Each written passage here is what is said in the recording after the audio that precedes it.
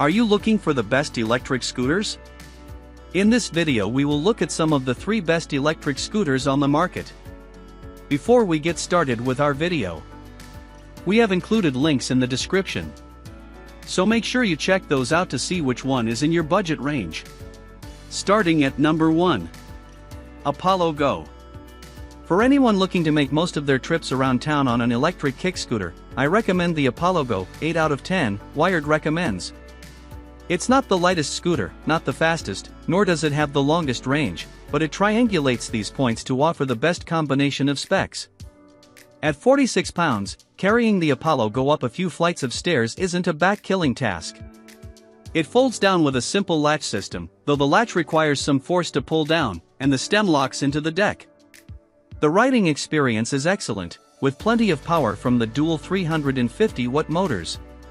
Self-healing 9-inch tubeless tires pair with front and rear suspension to offer a decently smooth ride. I also love the ability to customize the gears to your preferred speeds via Apollo's app.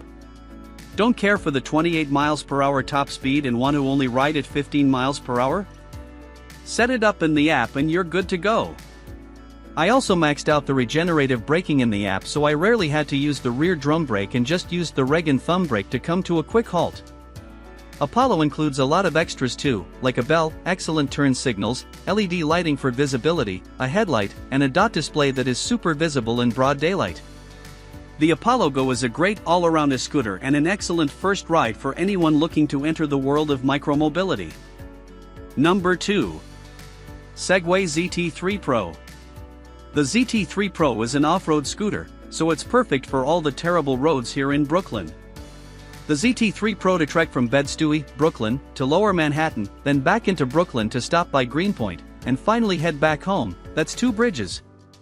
It was roughly 16 miles. In the last mile or two the ZT3 Pro began lowering its speed and was on its final battery bar, but I still made it into my house. No need to do the dead scooter walk of shame.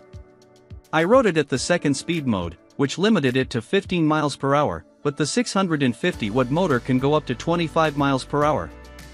This scooter has everything you'd want. It folds up easily, though I wish the stem had a more secure latch when it's down. You get turn signals, a bright headlamp, and a bell.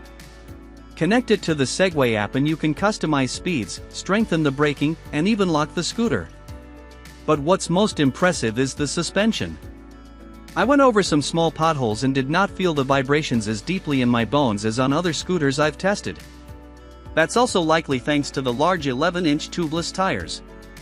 The only main problem I had with it was its weight. At nearly 66 pounds, it's manageable for a flight of stairs or two, but it gets tiring quickly. Number 3. Segway E2 Pro. The Segway E2 Pro isn't going to get you very far. I eked out less than 10 miles on a single charge, though most people are lighter than me and can get better range. It's heavier than it looks at 41 pounds, but it's quick to fold down and easy to carry by the stem.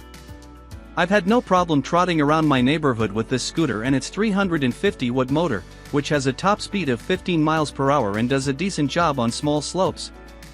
It does okay against bumpy roads thanks to the 10-inch tubeless tires, and the front drum brake and rear electronic brake reliably bring this vehicle to a stop fairly quickly.